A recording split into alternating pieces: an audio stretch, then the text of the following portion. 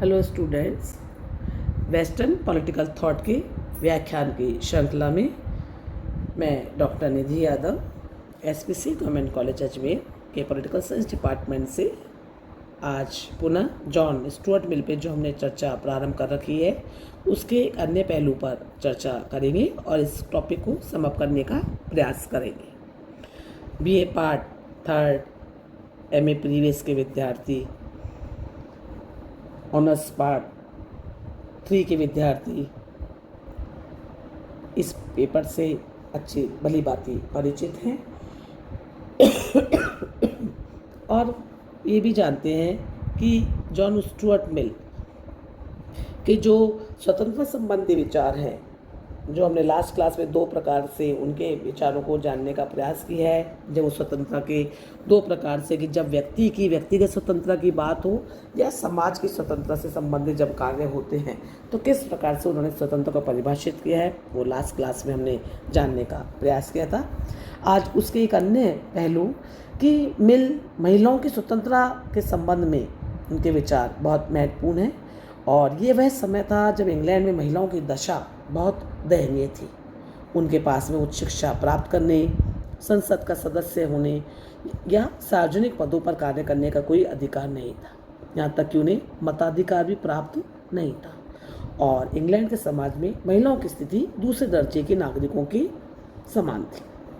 साथ ही साथ सामाजिक रूढ़ियाँ थी जिसने उन्हें बहुत ज़्यादा एक निचले दर्जे का प्राणी बना रखा था। मिल ने 1869 में अपनी पुस्तक महिलाओं की पराधीनता में अनेक तर्कों के आधार पर महिलाओं को पुरुषों के समान अवसर देने का प्रबल समर्थन किया है।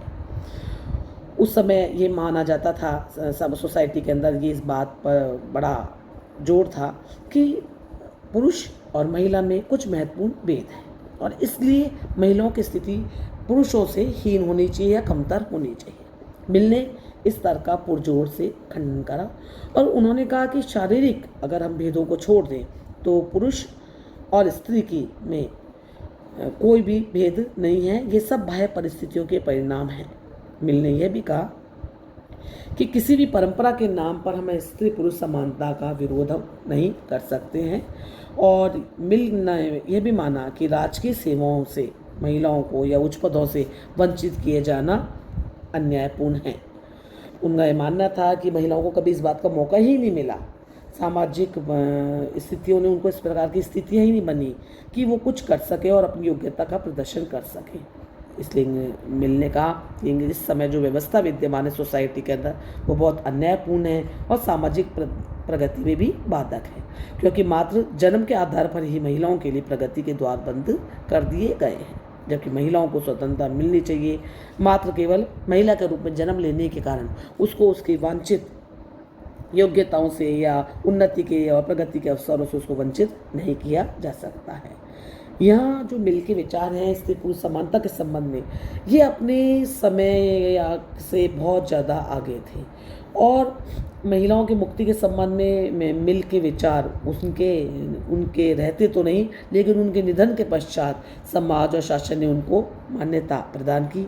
इंग्लैंड में महिलाओं को मत देने का अधिकार मिला, उन्हें निर्वाचन का भी अधिकार मिला और इन सारी स्थितियों के अंदर आज हम जो महिलाएं सुविधाएं, शिक्षा और समान अवसर की बात जो हमको मिली है और जिसके आधार पर महिलाओं ने अपनी व्यवहारिक प्रतिभा को प्रदर्शित किया है, ये सब मिल के गंभीर प्रयत्नों और नेतृत्व का ही परिणाम है। तो हम ये कह सकते हैं कि मिल के स्वतंत्रता संबंधी विचारों में उनके महिला संबंधी जो विचार है ये भी उनका एक महत्वपूर्ण योगदान है जिसे हम भुला नहीं सकते हैं। अपने टॉपिक को समाप्त करने के लिए हम यह भी कोशिश करेंगे कि राजनीतिक चिंतन के इतिहास में मिल का क्या योगदान है। अगर आप बड़े क्वेश्चन को देखें या 20 नंबर का कोई अगर क्वेश्चन आपके आता है तो राजनीतिक चिंतन के इतिहास में मिल के योगदान और प्रभाव पर चर्चा आ सकती है, जिसके अंदर आपको उनका कंट्रीब्यूशन बताना होगा। उसके अंदर आपको मिल के जो भी विचार है मिल के उपयोगितावाद पे जो विचार है, मिल के जो स्वतंत्रता संबंधी विचार है, मिल के महिलाओं की स्थितियों के संबंध में विचार है, मिल के प्रशासनिक या प्रतिनिधि शासन व्यवस्था पर जो विचार हैं आपको उन सारे विचारों को उनको बताना होगा और हम आपको ये बताना होगा कि पूरे राजनीतिक दर्शन में जॉन स्टुअर्ट मिल का बहुत अनूठा स्थान है। वो एक इतिहासकार, दार्शनिक, अर्थशास्त्री, नीतिशास्त्री के विद्वान थे। वे बहुत समाज सुधारक भी थे। और मिल के योगदान के बारे में यह भी कहा जाता है कि राजनीतिक दर्शन की अगर जब हम बात करें तो स्वतंत्रता का वो प्रकाश स्तंभ की बात ही थे। लिबर्टी पे उनके जो विचार हैं वो उनके बहुत अनूठे हैं, जो उनको एक ख्याति की चरम सीमा पर लेके जाते हैं। अगर हम पद्धति शास्त्र की दृष्टि से देखें तो हमने देखते हैं कि पद्धति शास्त्र के क्षेत्र में मिलन ने बहुत गहन अध्ययन किया है। उन्होंने पर बेंथम के अनुभववाद और जेम्स मिल के बुद्धिवाद दोनों का प्रभाव था। और उन्होंने उनको जो भी मिला या जो भी उनको ऐतिहासिक रूप से जो भी पद्धतियाँ थी या निगमनात्मक पद्धति थी, उन्होंने अपने उनके हिस्से में जो भी आया उन्होंने उस चीज़ को और ज़्यादा एनहांस कर करके उसको आगे ज़्यादा बढ़ाने का कार्य किया। अगर हम उपयोगितावाद की दृष्टि से देखें तो मिल ने बेंथम के उपयोगितावाद में और उस पर संशोधन किया। और उन्होंने जो उपयोगितावाद बताया या जो उन्होंने उपयोगितावाद को नैतिकता के आयाम मायने प्रदान किए, यह भी उनका उपयोगितावाद को एनहांस करने का ही तरीका है। उन्होंने का जो उपयोगितावाद है वो नैतिकता और सार्वजनिक आध्यात्मिकता पर आधारित है। तो यह भी जो बेंथम का उपयोगितावाद था वो मात्र भौतिकवाद था। तो हम ये देखते हैं कि जे.एस. मिल उपयोगितावाद को एक नई श्रेणी में ला करके खड़ा करते हैं।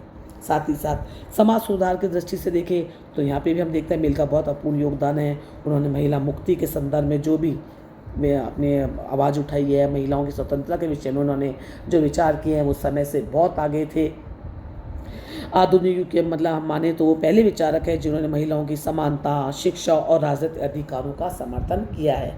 उनके आसपास और उनसे पूर्ववर्ती विचारकों ने भी हो सकता है कहीं ना कहीं चर्चा करी हो, लेकिन पुरजोर तरीके से अपनी किताब के माध्यम से जब मिल महिलाओं के अधिकारों की, उनकी समानता की, उनकी समान स्वतंत्रता की बात कर रहे हैं, उनके राजनीतिक अधिकारों की बात कर रहे हैं, तो ये वे पॉइंट्स हैं जो मिल को एक विख्यात या हम कहें कि सदी के सबसे चर्चित व्यक्ति के रूप के अंदर उनको व्याख्यात करते हैं। साथ ही साथ अगर लोकतंत्र के दृष्टि से देखें कि मिल ने हमेशा लोकतंत्र को सर्वश्रेष्ठ शासन प्रणाली बताया है। उन्होंने लोकतंत्र की कमियों को दूर करने के लिए आनुपातिक प्रतिनिधित्व की व्यवस्था, द्विसदनात्मक व्यवस्था विधायिका की बात करी है, शैक्षणिक योग्यताएं विधायकों की या जो भी नेता या जो भी अनुभवी व्यक्ति होते हैं उनके लिए बात करिए। ये सब बातें भी बहुत इम्पोर्टेंट हैं।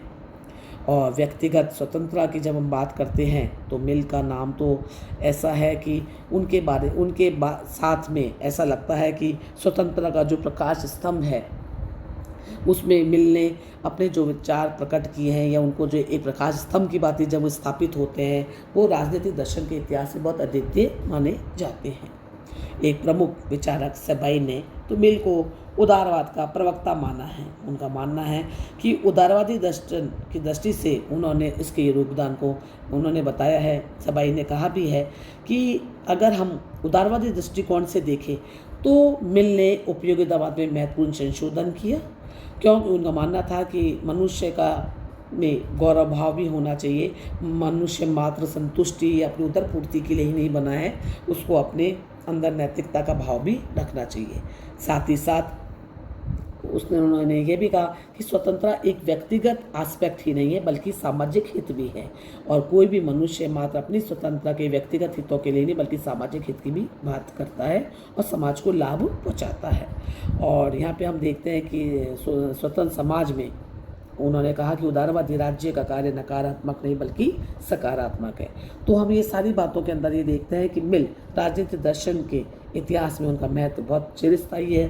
स्वतंत्रता के पुजारी के रूप में जिस प्रकार से हम रूसो, वॉल्टे और जेफरसन को याद करते हैं, उसी प्रकार जॉन स्टुअर्ट मिल पाश्चात्य राजनीतिक दर्शन के इतिहास में अमर व्यक्ति के रूप में जाने जाएंगे।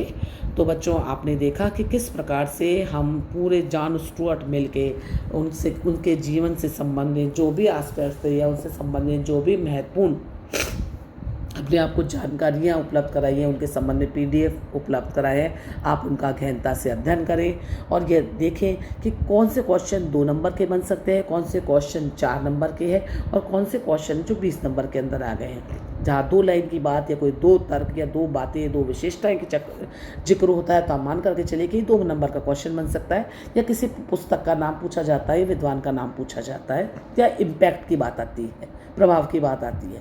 लेकिन जब कोई चीज़ की विशिष्ट लघुत्रात्मक अगर प्रश्न हो रहा है, तो ऑब्वियस है कि उसके अंदर आधा एक पन्ना आपको लिखना है, तो उसके अंदर कम से ऐसी बातें तो पूछी जाएंगी जहाँ 4 विशेषताओं या 4 लक्षणों का जिक्र, या 4 गुणों का, 4 कमियों का, 4 लाभों का वो डिस्कशन होगा। उसी प्रकार जब हम एज ए होल बड़ा क्वेश्चन आप लोगों के लिए आता है, या ऐसा आता है कि जॉन स्टुअर्ट मिल के योगदान और प्रभाव को राजनीति चिंतन के इतिहास में बताइए, तो यहाँ आपको टोटल के अंदर पूरे मिल का जितने भी विचार हैं वो क्या, कौन कौन से उनके प्रमुख विचार हैं, और उन विचारों का सोसाइटी पर क्या प्रभाव पड़ा है, और किस प्रकार से उन्होंने समाज के उत्थान के लिए कार्य किए हैं, इस बारे में आप चर्चा करेंगे। तो आपका जो MDS यूनिवर्सिटी का जो पैटर्न है, जिसके अंदर 2 नंबर वो शॉर्ट और वेरी शॉर्ट आंसर टाइप होते हैं, सेकंड जो 4 नंबर के क्वेश्चन आते हैं जो लघुत्रात्मक प्रश्न जिनको हम कहते हैं, स्मॉल आंसर टाइप होते हैं, और सबसे जो बड़े होते हैं निबंधात्मक प्रश्न जो आप लोगों के होते हैं, बड़े ऐसे टाइप के क्वेश्चन होते हैं जो आपके 20 नंबर के आते हैं, जो कम से कम 3 से 4 प्रश्नों के अंदर लिखे जाने चाहिए। तो उनके बारे में हमने चर्चा करी है। नई क्लास में हम किसी नए विचारक के आधार पर अगली क्लास के अंदर अपने व्याख्यान को प्रारंभ करेंगे। धन्यवाद।